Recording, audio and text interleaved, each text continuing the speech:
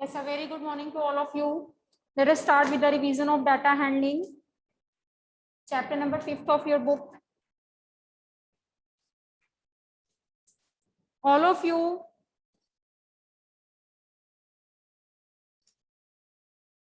get ready with your graph papers and all that.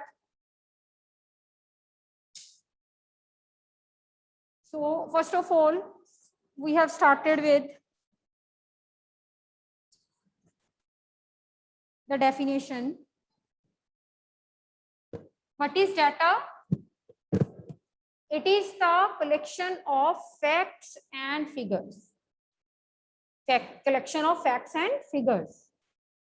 जब हम किसी पर्पस के लिए कुछ चीजों को कलेक्ट करते हैं, फैक्ट्स हो सकती हैं, वो फिगर्स हो सकती हैं, that is called data. Now organizing data is the first thing that we have learned, that how to organize the data in the tabular form.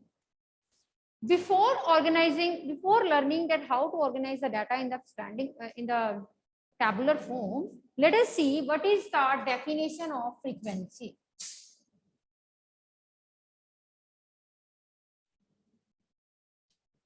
It is number of times and observation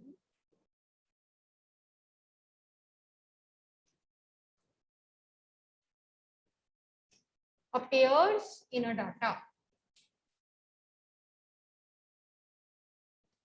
Number of times an observation appears in a data is known as its frequency. For example, if I'm asking you, what is the frequency of red shirt in your Almira? आपके अलमीरा में red shirt कितनी है, उनका number कितना है? तो you can से 10, 5, 6, राइट? सो फ्रीक्वेंसी होती है number of times an observation it is appearing in the data, that is called its frequency.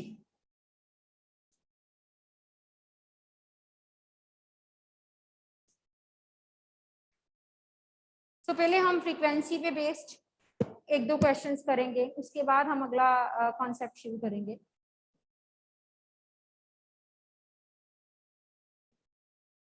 You see,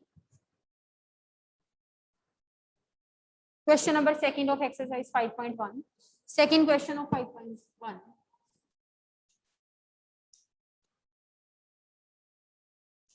Question number 2. In a departmental store, the people used to visit a departmental store. Some of them are women, some are men, some are boys, and some are girls. ठीक है? This is the category of the shoppers जो shop पे आ रहे हैं. Category of the shoppers who are visiting shop. We want to make a tally table for this, frequency table for this with tally marks. तो tally marks का जब हम frequency distribution table बनाते हैं, we are having 3 columns. In the first column, we write the categories of the thing. Here the category is the category of the shoppers. Bache, what happened? Bete, come here. What happened? Then it is tally marks. Second column, you will write tally marks. And the third column is frequency. Frequency means कि वो particular चीज data में कितनी बार आ रही है. आप देखो जरा, women, आप देखो कितनी बार W appear हो रहा है डाटा में, काउंट करो and let me know how many times W is appearing in the data. I think 28 times. 28 times W is appearing in the data. So how to make the tally mark? Tally mark में एक bunch में हमेशा 5 tallies आएंगी. ठीक है? 5, 10,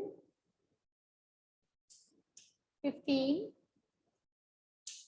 20, 25.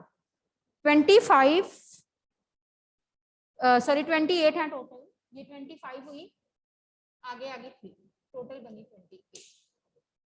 Now how many time man is appearing in the shop? This is 15, so you have to make 15 tally. 1 bunch 5 tally.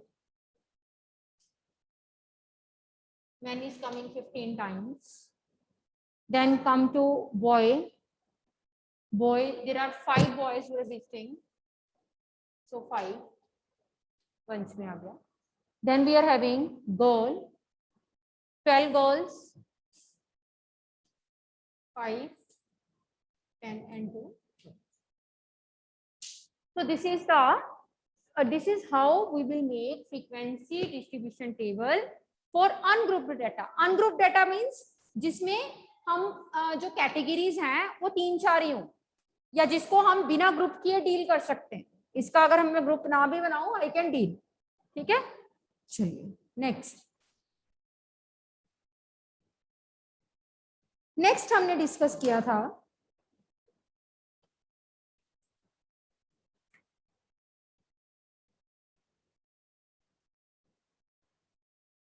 bar graph and double bar graph. In some of the question we used to make bar graph. In some of the question we used to make histogram, and in some of the question we will make double bar graph. So हमें खुद choose करना है कि हम data की कौन सी presentation करेंगे, कौन सी geometrical presentation we will do for the data. You see page number 71, question number first. अपना ग्राफ पेपर अपने पास रखो एंड साथ साथ बनाना है. Question first, draw appropriate graph for the following. आपके पास मंथ्स दिए हुए हैं, जुलाई, अगस्त, सितंबर, अक्टूबर, नवंबर एंड दिसंबर. And number of watches sold, 1000, 1500,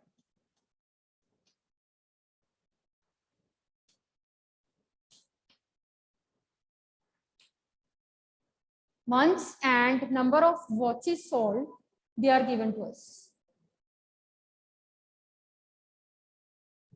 Now whenever you are having the data like some category is there and numbers are associated, what you need to do, you will make bar graph. जहां पे आपको दोनों side पे numerical चीजें नहीं है, एक side पे कैटेगरी है, एक साइड पे न्यूमेरिकल वैल्यूज हैं, you will make bar graph. How to make? Let us start. Bar graph. First of all, make 2 lines perpendicular to each other. Take one to be x axis, another to be y axis, and this to be y axis.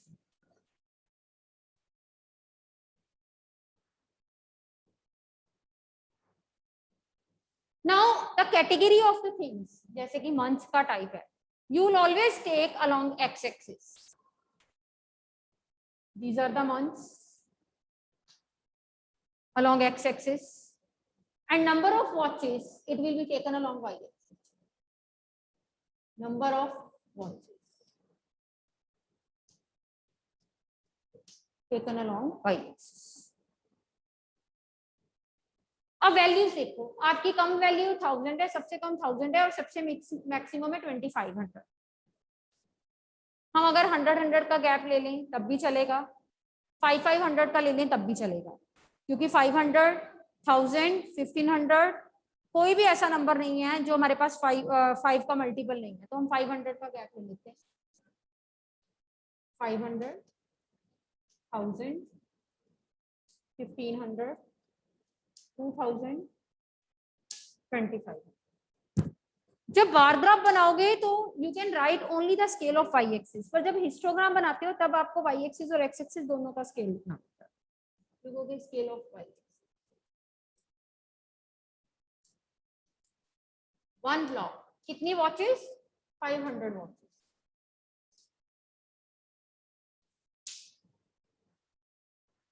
Now, how to start with the bar graph? In the month of July, there are 1000 watches. You will leave 10 lines इस तरह से छोटी छोटी 10 lines छोड़ दोगे और उससे उठाते हुए आप जाओगे 1000 तक।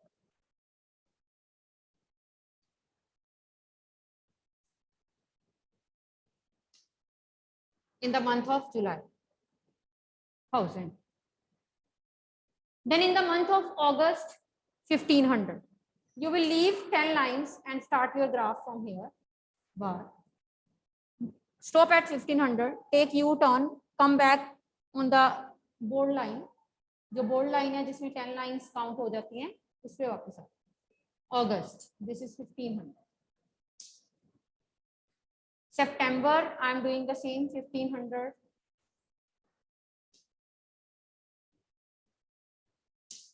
Then October 2000.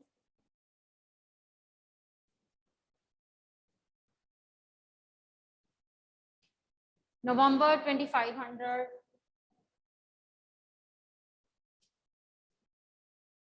And then December 1500.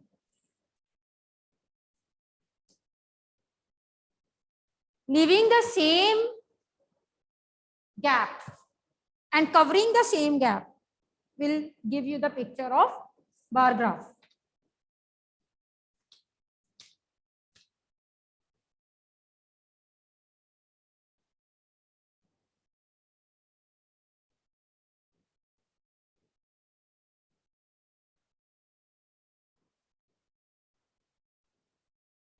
ठीक है, तो आपने खुद देखा कि यहाँ पे हमने खुद जज किया कि हम बार ग्राफ बनाएंगे बिकॉज कैटेगरी और नंबर है, category along x axis and number on y axis. Next देखो,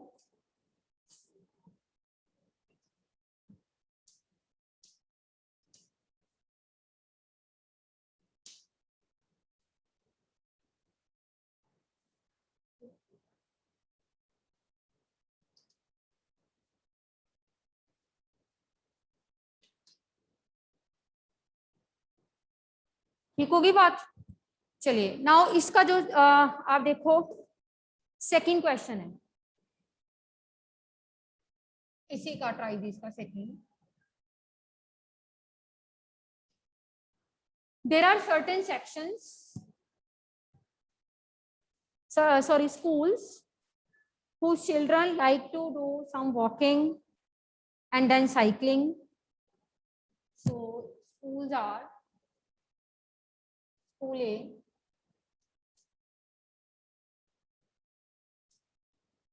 School B, School C. Categories are walking and cycling. Walking and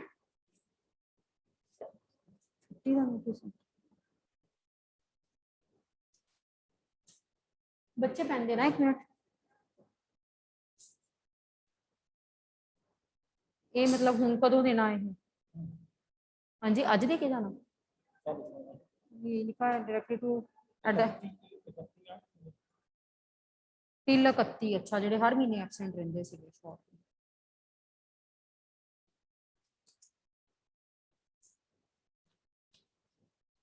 चलो, walking and then cycling.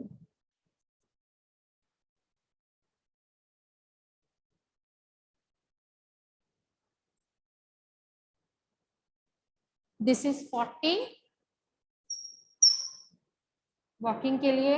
School ए में से 40, school B में से 55, school सी में से 15 एंड साइकिलिंग में school ए में से 45, बी में से 25 एंड सी में से 35.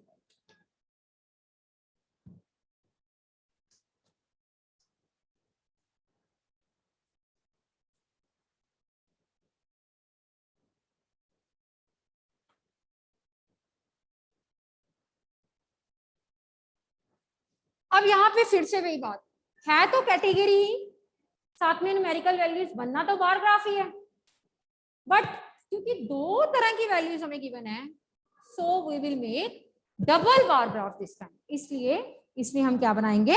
Double bar graph. Let us start. नहीं बेटे, एक ही बार ग्राफ पे बन जाता होता है डबल. अब मैं बता रही हूँ.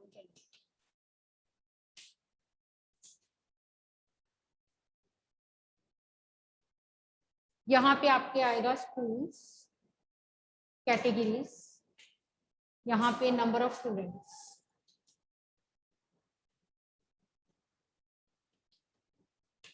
School, number of students.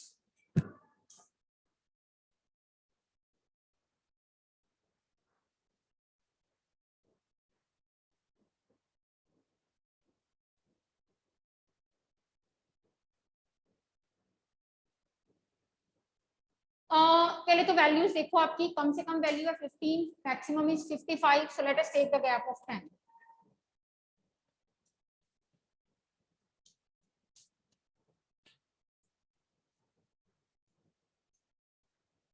अब एक ही बार में हमने दो बार्स को फिट कर दिया।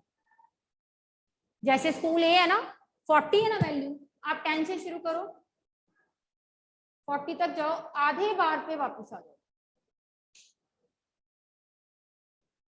वॉकिंग का।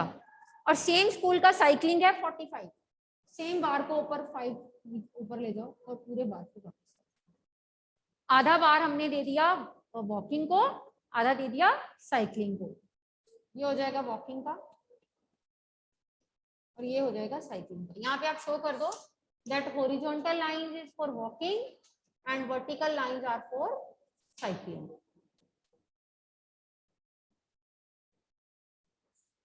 Yes Chayant, what do you want to ask? Ma'am हमने 10 लाइंस में से 5 डिवाइड करना है। हाँ जी, 5 में डिवाइड करना, 5 लाइंस एक बार को दे देनी, 5 एक। ठीक है, चलो अब आपको स्केल भी लिखना होता है वाई एक्सिस का बार ग्राफ में। 1 block is equal to 10 units, right. अब 10 लाइंस छोड़ के school B 55, after 55 lines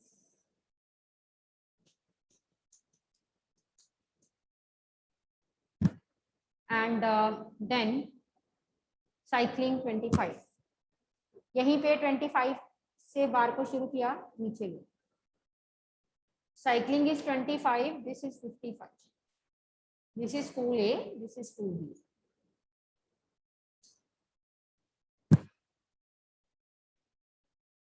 Now let us have school C, 15, 35.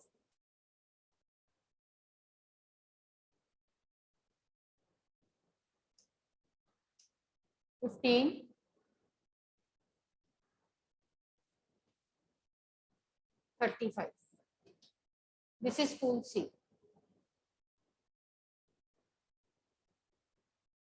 Double bar graph में जब आपने डिजाइनिंग करनी होती है, आपको डिजाइन बताना पड़ता है किसका आप किसको ले लो।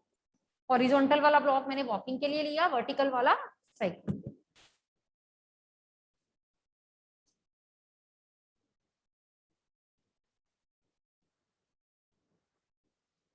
ठीक हो गया। So till now we have learned the bar graph and the double bar graph, and we see that bar graph and double bar graph are formed when the categories are lesser, कि उनको लिखना आसान हो जाए। अगर यहाँ पे school A B C D E F G H I J K L M N O P Q R S T U V W Y Z सारा होता और भी आगे स्कूल्स के नेम होते, तो फिर हमारे लिए कैटेगरीज को लिखना मुश्किल हो जाता है। उस केस में हम क्या करते हैं, उस केस में डाटा की कोई और प्रेजेंटेशन हो जाती है जिसका नाम है हिस्टोग्राम। हिस्टोग्राम डिस्कस करने से पहले we will discuss some type of intervals.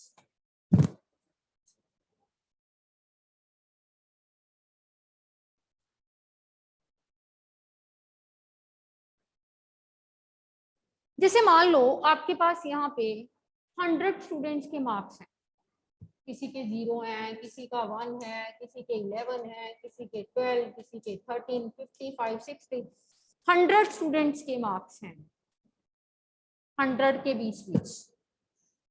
तो आप सारे मार्क्स थोड़ा लिखोगे 0 1 2 3 4 5 6 7 8 9 10। इस केस में जहां पे वैल्यूज ज्यादा हो जाती हैं, उस केस में हम वैल्यूज को बाउंड कर देते हैं। बाउंड कर देते हैं मींस बांध देते हैं। कैसे बांधते हैं? रस्सी से नहीं, इंटरवल्स में हम वैल्यूज के इंटरवल्स बना देते हैं। कैसे? Let me test. मैं क्या करूंगी, मार्क्स की कैटेगरी बनाऊंगी ऊपर और नीचे वैल्यूज को बाउंड कर देंगे। कैसे बाउंड करेंगे? पहले वैल्यूज बाउंड होंगी 0 to 10 के बीच, देन 10 to 20 के बीच, 20 to 30 के बीच, 30 to 40,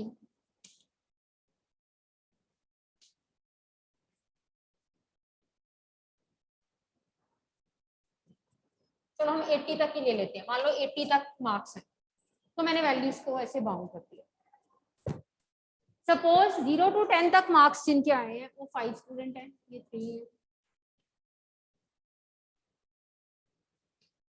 अब हम इंटरवल्स को समझेंगे। इन सबको मैंने जो ग्रुप बनाए हैं, इन सबको इंडिविजुअली हम बोलते क्या है? They are individually called intervals. इनको हम बोलते हैं intervals. They are known as intervals. This is interval, this is also interval, this is also. अब अगर मैं आपसे पूछूं कि आपने मुझे उन बच्चों का नंबर बताना है जिनके मार्क्स 10 से ज्यादा है,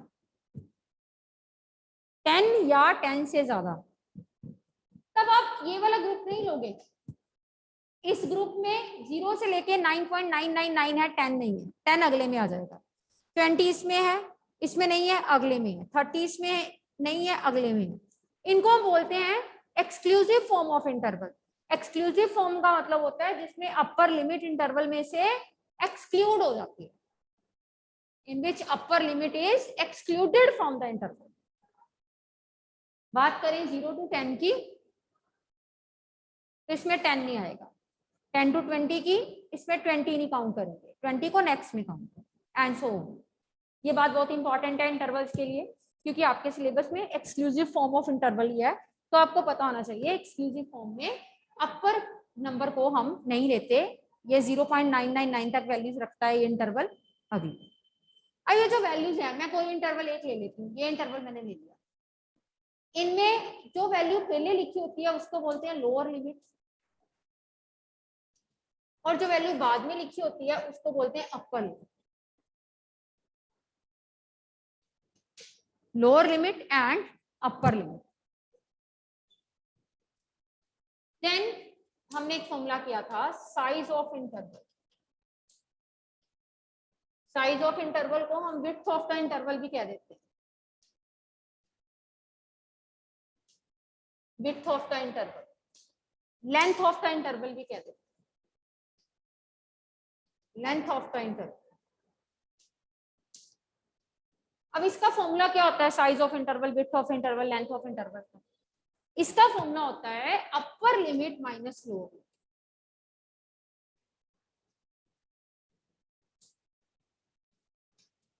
अब क्योंकि सारे इंटरवल्स एक जैसा गैप है, तो आप किसी भी इंटरवल की, जैसे मैं इसको ले लूं, इसकी अपर लिमिट में से इसकी लोअर लिमिट माइनस कर दूं तो 10 आएगा। This is the size of interval. आप कोई भी वैल्यूज ले सकते हो, आप ये वाला इंटरवल ले लो तब भी 10 आएगा, ये ले लो। किसी भी इंटरवल के थ्रू जब आप size of interval, length of interval और you can say width of interval निकालोगे तो आपका आंसर जो है वो 10 ही है। Size of interval, width of the interval, length of the interval, किसी भी इंटरवल से निकाल लो, आपका आंसर जो है वो 10 आएगा।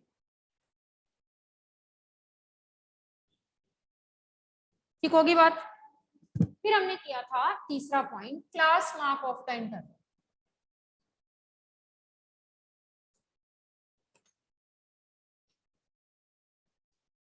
Class mark of the interval, इसको हम मिड वैल्यू ऑफ इंटरवल भी बोलते हैं।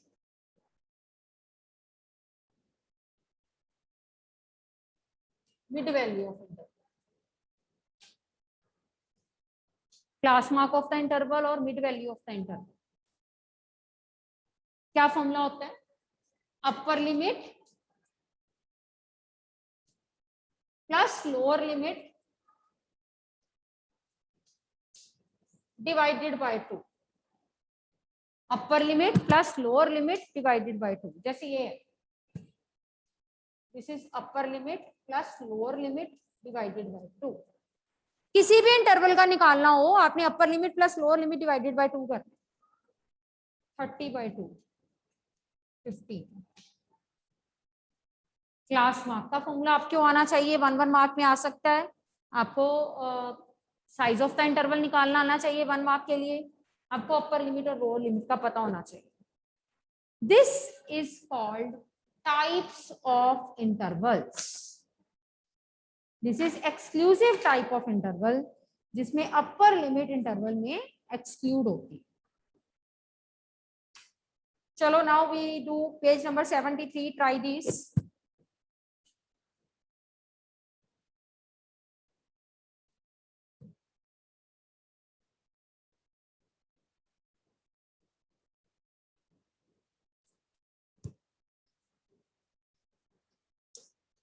(73) पेज का try this.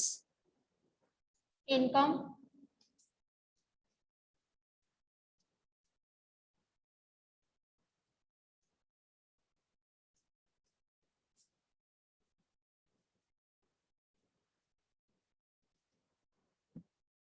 $225,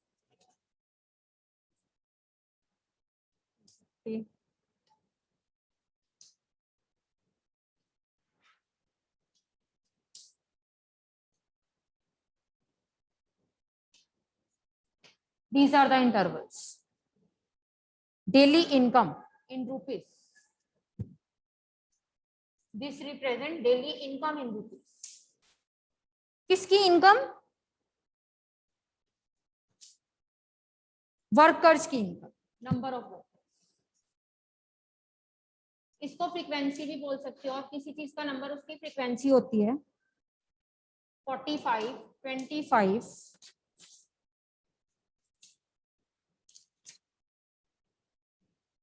55, 125, 140, 55, 35, 50 and 20. Total is 5. ये डाटा है जिसके accordingly we have to answer some question. हमें कुछ क्वेश्चंस के आंसर करने हैं इस डाटा के accordingly. First question is what is the size of these class intervals. तो मैंने आपको साइज का फॉर्मूला, आप किसी इसको भी उठा लो, मैं पहले इंटरवल उठा लूं। साइज का फॉर्मूला क्या बताया आपको? Upper limit minus lower limit 25। Which class has the highest frequency. कौन से क्लास इंटरवल की आपको फ्रीक्वेंसी सबसे मैक्सिमम लग रही है? 140 इज द मैक्सिमम। कौन सा इंटरवल है? 200 to 225।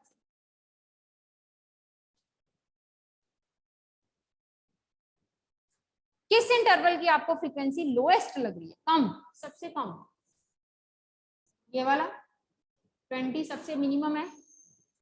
तो minimum value is of the interval, frequency is of the interval. What is the upper limit of the class interval? This. इस क्लास इंटरवल की अपर लिमिट कौन सी है? अपर लिमिट बताओ सक्षम, कौन सी है?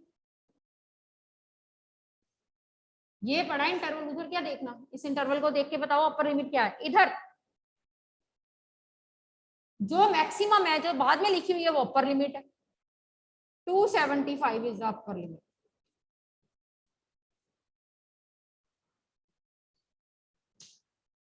Which two classes have the same frequency? किन दो क्लासेस की फ्रीक्वेंसी सेम सेम है? एक तो इसकी 55 है, ऊपर से इसकी भी 55। तो ये वाली दो क्लासेस की फ्रीक्वेंसी जो है वो सेम है। कौन कौन सी? 155 to 175 की और 200 to 225। These two classes they have the same frequency. So this is the question in which you learned that how to read a set of intervals, कि आपने किस तरह से किसी इंटरवल्स के सेट को रीड करना होता है, उससे बेस्ड क्वेश्चंस के आंसर करने हैं। ठीक है। So tomorrow we'll start with the construction of histogram. So be ready with your graph papers. Okay. Till then, take care.